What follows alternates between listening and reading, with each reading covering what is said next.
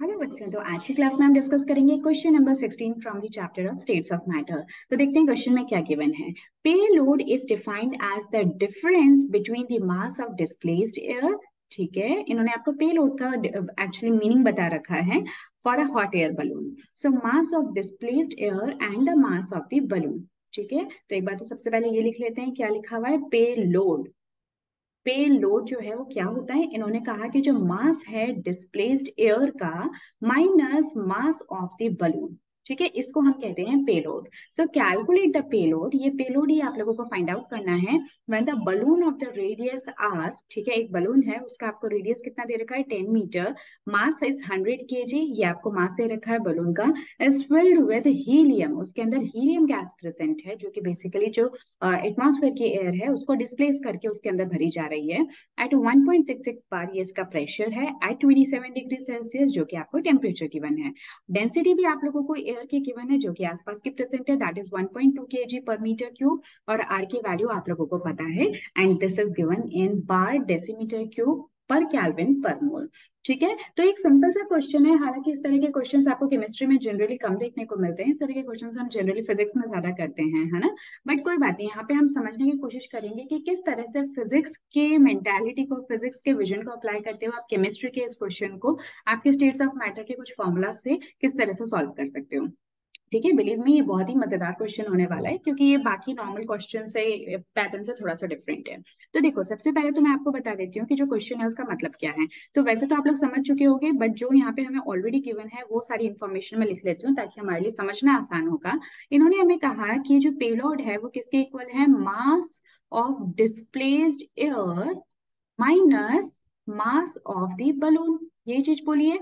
अब देखो, मास जो बलून का है वो किसके इक्वल है, तो मैं इसको थोड़ा शॉर्ट में लिख देती हूँ। मास ऑफ डिस्प्लेस्ड एयर को मैं एम डिस करके लिख देती हूँ। और मास ऑफ बलून, सीधी सी बात है, किस किस के इक्वल होगा, एक तो जिस मटेरियल से मिलकर मास आपका बना है, जिस भी मटेरियल का बना हुआ है, रबर का, लेटेक्स का, जिसका भी है, ठीक है, plus mass of the helium gas which is present in it. कौन सी गैस उसमें प्रेजेंट है, ये हमें ऑलरेडी गिवन है, हीलियम गैस है। तो इन दोनों को मिला के हमें क्या मिल जाएगा, मास ऑफ बलून मिल जाएगा। तो अगर मुझे ये सारी इंफॉर्मेशन मिल जाती है तो मुझे क्या पता चल जाएगा, पेलोड पता चल जाएगा। अब आपके दिमाग में आ रहा होगा कि ये पेलोड क्या चीज होती है। तो पेलोड का मतलब होता है कि जैसे यहाँ पे हम लोग बलून की बात कर रहे हैं, राइट। तो एक जो बलून है, कौन सा बलून, यहाँ पे हॉट एयर बलून की, या फिर जो एविएशन बलून होते हैं, नासा जिन बलून को यूज करते हैं, उस तरह के बलून की यहाँ पे बात हो रही है। छोटे मोटे अपने घर के जो पार्टी वाले गुब्बारे होते हैं उनकी बात नहीं हो रही है।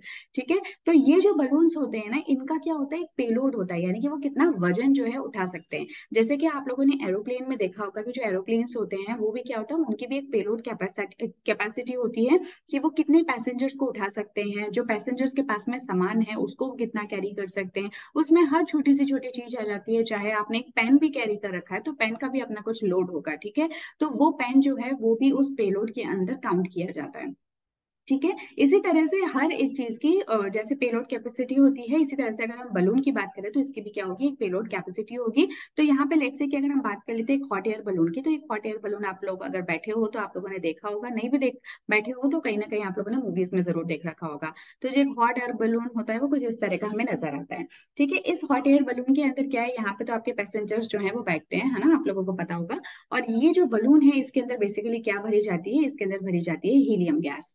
ठीक है, अब जब आप इसके अंदर हीलियम गैस को भरोगे तो सीधी सी बात है, जब हीलियम गैस इसके अंदर आएगी तो बाहर जो है, ये मैं इसको एरो को इस तरह से बना देती हूँ, ये बताने के लिए कि हीलियम गैस इसके अंदर है। तो जब हीलियम गैस को आप इसके अंदर फिल करोगे तो जो यहाँ पे ऑलरेडी अंदर जो गैसेस थी वो कहाँ से निकल जाएंगी, बाहर हो जाएंगी। तो उसी एयर को हम कह रहे हैं कि वो एयर को डिस्प्लेस करके हीलियम उसके अंदर फिल हो चुका है।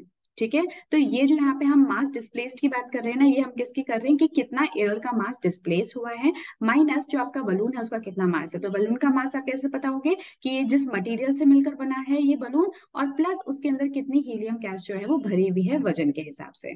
ठीक है, आई होप आपको इतनी बात जो है वो समझ में आ गई है।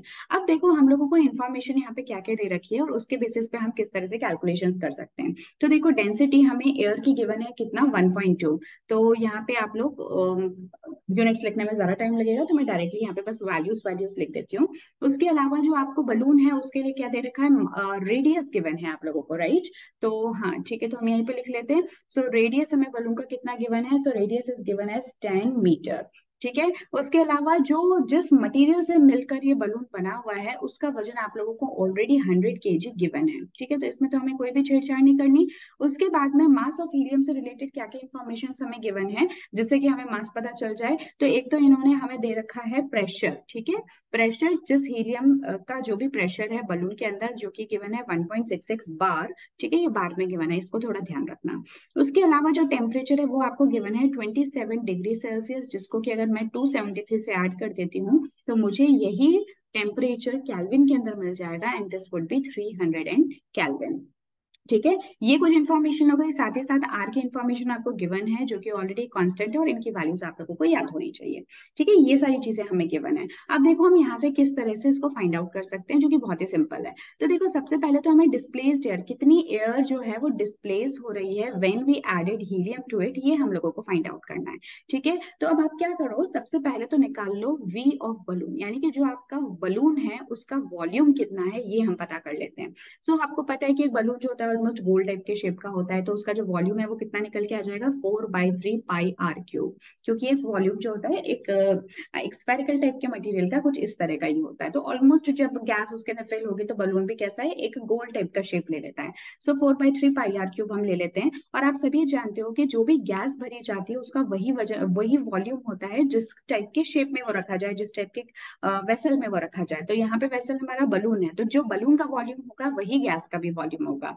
ठीक है, तो ये जो हम लोग यहाँ पे वॉल्यूम निकाल रहे हैं यही आपका हीलियम का वॉल्यूम भी काउंट हो जाएगा। अब यहाँ पे वैल्यूज पुट करो, 4/3 पाई की वैल्यू क्या होती है 22/7 होती है, कांस्टेंट वैल्यू है। और आर की इंफॉर्मेशन आपको गिवन है, यानी कि रेडियस आपको गिवन है कितना 10 मीटर। तो इसका जब मैं क्यूब ले लूंगी तो ये 10⁻³ यानी कि 1000 हो जाएगा। अब आप इसको एक बार है ना सॉल्व करके देखना, तो आपका आंसर आ जाएगा 4190.48। ठीक है, ये क्या आ गया, आपका वॉल्यूम आ गया बलून का किसके अंदर, मीटर क्यूब के अंदर।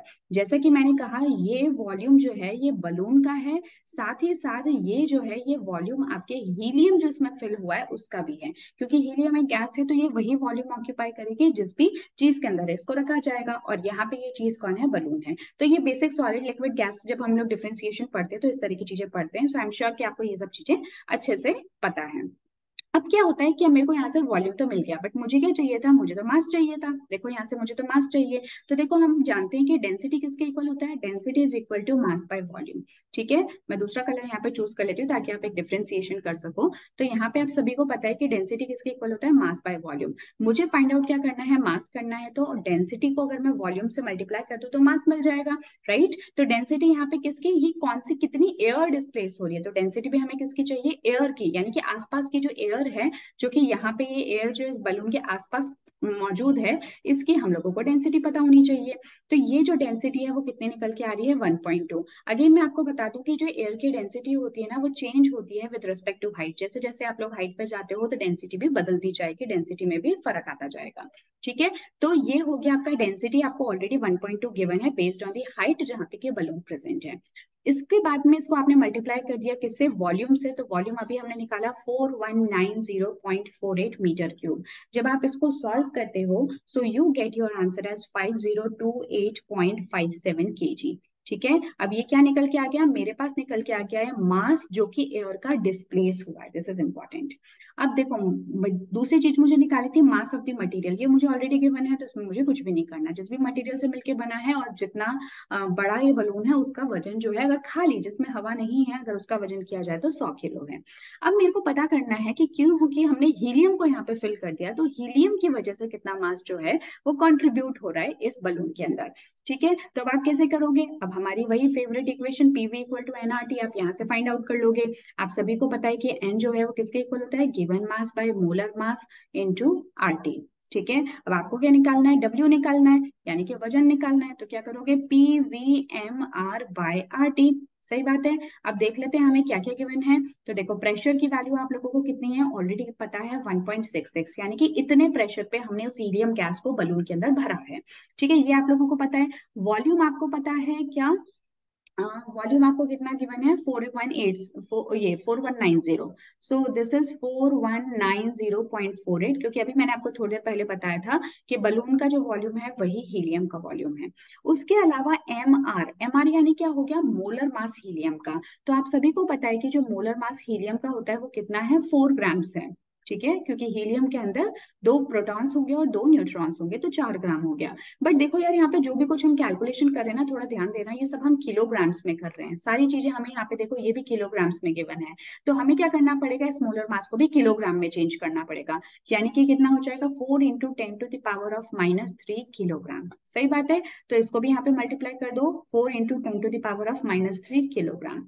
नाउ डिवाइडेड बाय, क्या दे रखा है हमें, डिवाइड किससे करना है, आर एंड टी से। आर की वैल्यू ऑलरेडी हमें बता रखी है कि आप कौन सी यूज करोगे। बाकी अगर ना भी गिवन हो तो आपको पता है कि जो दूसरी बाकी जो आप चीजें यूज कर रहे हो उनकी यूनिट्स को ध्यान में रखते हुए आपको आर को चूज करना होता है।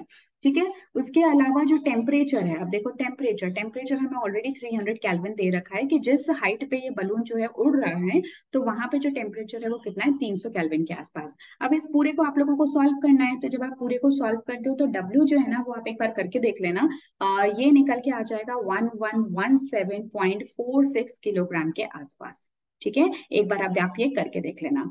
बट क्या मेरा आंसर आ गया, नहीं, बिल्कुल नहीं आया, क्योंकि इन्होंने हमसे क्वेश्चन में पूछा था पे लोड। अब मैंने क्या किया कि डिफरेंट डिफरेंट जो मासेस है ना, यानी कि कितनी एयर डिस्प्लेस हुई थी इसका मास पता कर लिया, मास ऑफ मटेरियल क्या है वो मैंने पता कर लिया, और जो है मास हीलियम का कितना एक्चुअली उसमें डाला हुआ है ये भी पता कर लिया। तो अब मेरे को अगर तीनों चीजें पता चल गई है तो अब हम क्या कर सकते हैं, पे लोड को बहुत इजीली फाइंड आउट कर सकते हैं। तो अब आपको करना क्या है, payload is equal to की, जैसा हमने देखा, मास of displaced air minus mass of material plus mass of helium. ठीक है, अब आप इनकी वैल्यूज को पुट कर दो। देखो डिस्प्लेस्ड एयर का मास कितना है, 5028.57 माइनस जो मास है आपके मटेरियल का वो आपको 100 किलो दे रखा है, और प्लस मास ऑफ हीलियम आपका कितना आ गया, 1117.46। ठीक है, इन सभी को आप एक बार सॉल्व कर लो, सिंपल प्लस माइनस है यहाँ पे करना आपको। So this will be 3811.11 KG के आसपास आपका पेलोड निकल के आ जाएगा। अब आप इसका मतलब समझ गए ना, पेलोड का मतलब क्या है। ये जो पेलोड आया इसका मतलब ये हुआ कि ये जो आपका हॉट एयर बलून है, या ये जो भी बलून है, हॉट एयर जरूरी नहीं है, बट ये जो भी बलून है वो कितना वजन अपने साथ कैरी कर सकता है, so this can carry up to 3811। ये 3811.11 केजी तक के आसपास का वजन ये कैरी कर सकता है। कब, जबकि हमें ये सारी कंडीशंस दी जाती है कि भाई इस बलून का रेडियस जो है वो 10 मीटर का है, जिस टेम्परेचर पे ये वर्क कर रहा है वो कितना है, यहाँ पे दे रखा है ना आपको, टेम्परेचर दे रखा है आपको 300 केल्विन का दे रखा है, प्रेशर जिसपे हीलियम गैस को भरा गया है वो 1.66 है, रेडियस मैंने आपको पहले ही बताया 10 मीटर है, एयर की डेंसिटी 1.2 है। जब ये सारी आपको गिवन कंडीशंस की गई हो, मटेरियल का वजन 100 किलो है, तो ऐसे में ये वाला जो बलून है दिस कैन कैरी मैक्सिमम पे लोड ऑफ 3811.11 केजी। ठीक है, लगभग 3800 केजी।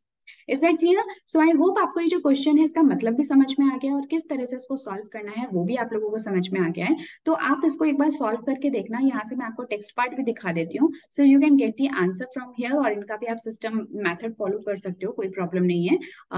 तो थोड़ा सा बताने का तरीका ऊपर नीचे हो सकता है, बट उससे कोई फर्क नहीं पड़ेगा, जो फाइनल आंसर आपका आएगा that should always be same. Is that clear? तो ये है हमारा आज का क्वेश्चन नंबर 16। अब नेक्स्ट क्लास में मैं आपके साथ में डिस्कस करूंगी क्वेश्चन नंबर 17 को। Till then take care and goodbye and keep practising.